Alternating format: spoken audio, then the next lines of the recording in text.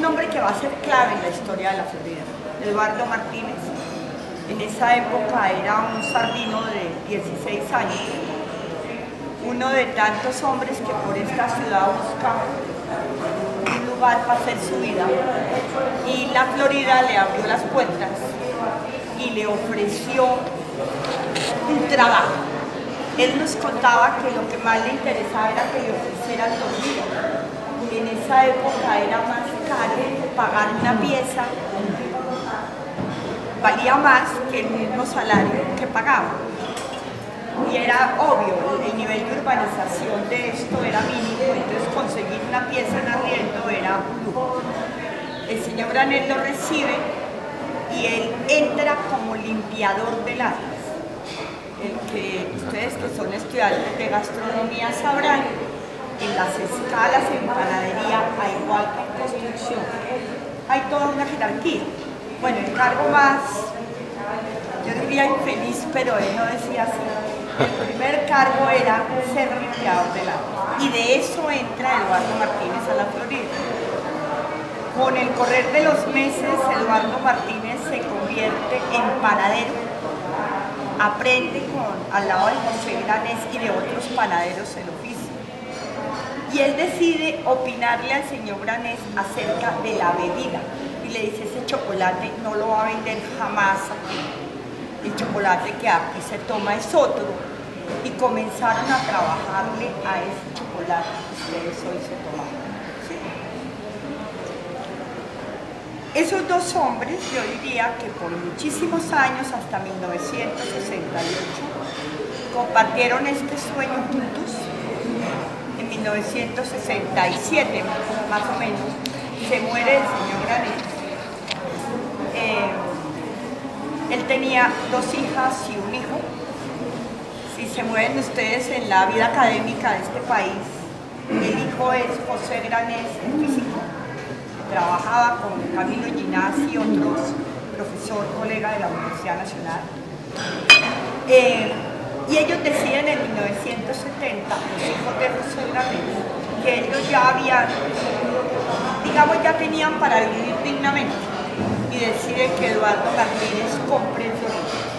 Y se lo vende por el pasivo pensional, que era gigante, y 3.500.000 pesos. Para la época eso era una suma importante, mas no imposible.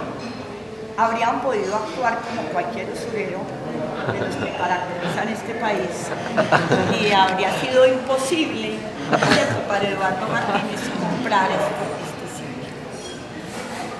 Ese personaje, Eduardo Martínez, no sé si se habrán dado cuenta, fue mi padre, y él falleció en el año 2002, 2 días antes de inaugurar esta belleza de casa. La casa que había allí era de Arturo Calle, nos dejó ahí por 20 y tantos años, nunca molestó, cobraba una fortuna, y después apareció esta casa que pudimos comprarla, restaurarla, es todo lo que ustedes ven en lo que se convirtió desde hace unos 6 años, 8 años. Ya mirándolo, la Florida desde otra perspectiva. La Florida es un lugar que a juicio nuestro hoy es patrimonio inmaterial de la ciudad. Yo diría que la Florida tiene un sitio muy especial en el imaginario colectivo de muchos bogotanos y no bogotanos. Lo que nos obliga a nosotros a intervenirla con mucha delicadeza. Un cliente nos decía hace unos meses, lo han hecho hasta ahora bien, pero recuerden que esto no les pertenece por completo, y lo decía bien, esto es de mucha gente que viene y nos critica porque hemos hecho esto o porque no hemos hecho lo otro, y eso me parece a mí muy bien. Pero para que Florida siga siendo patrimonio inmaterial, nosotros necesitamos que la gente joven como ustedes lo incorpore a su memoria, que logremos tener en esto, hacer una construcción de memoria colectiva. Hoy los jóvenes tienden con demasiada facilidad, diría yo, como a desprenderse de lo que denominan lo viejo y aferrarse desesperadamente a lo que es no moda, ¿cierto? Lo que de alguna manera los medios y la cultura de la moda ponen como lugares de distinción. Y entonces uno encuentra que los jóvenes están en esos sitios.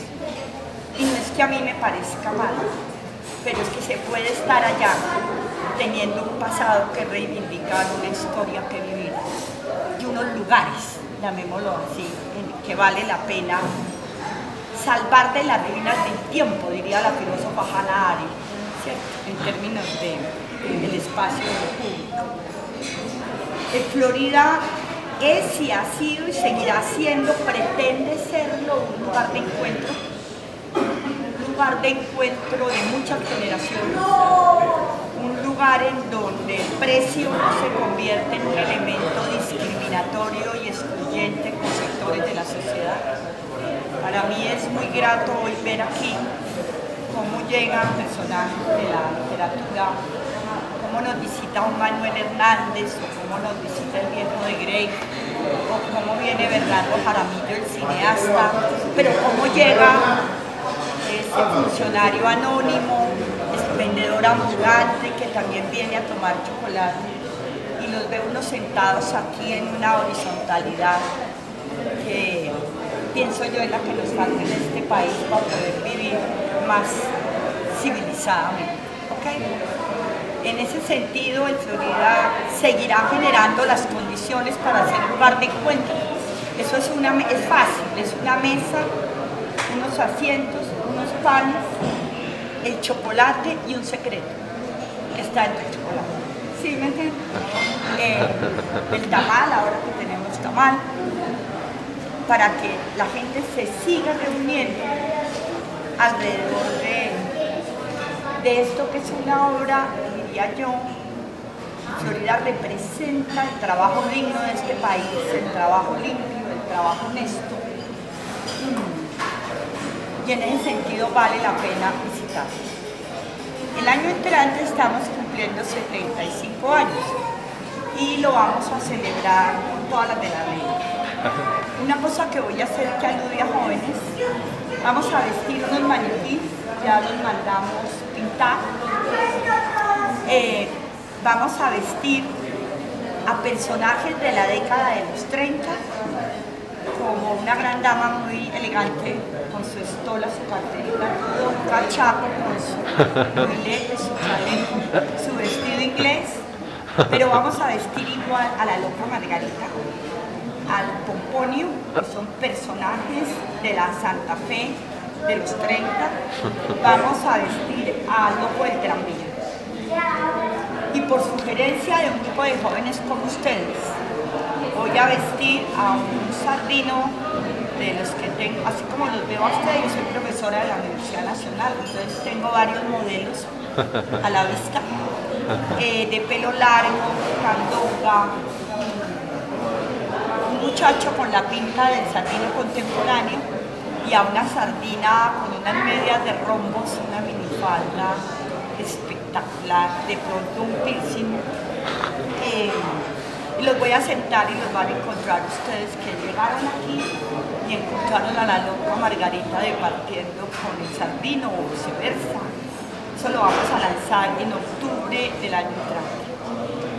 ¿Vale? Me gustaría que me dejaran los datos. Estamos haciendo una lista más que de clientes, estamos haciendo una lista de personas amigas de esta casa, de gente que nos visita, que quiere saber nuestra historia, para poder tener el placer de invitarlos ese día, ¿cierto?, a celebrar los 75 años de este trabajo colectivo que es la Florida. Vale, me da mucho gusto tenerlos aquí. Espero que vuelvan. ¿Alguna pregunta? Sí. ¿Cómo pasa el nombre de la casa de té a la Florida? No, se llamaba Salón del Té de la Florida. Fíjate cómo pasa. Yo diría que fue fácil, porque cuando en Florida comienza con este chocolate lo toman sectores populares, a diferencia del té. El té siempre ha sido una bebida, ¿cómo es que le llaman ustedes? Cachetosa, de distinción. Hoy cada vez menos, hoy se ha popularizado el consumo del té, pero para la época no. Fue fácil, aquí no se practicaba la cultura del té, es así de sencillo. Entonces cuando se comienza a servir el chocolate, la almojábana, que ya tenía una historia grande durante el siglo XIX en este país, pues fue muy fácil. Casi que nadie recuerda, nadie habla de esto como el Santo Remedio, aunque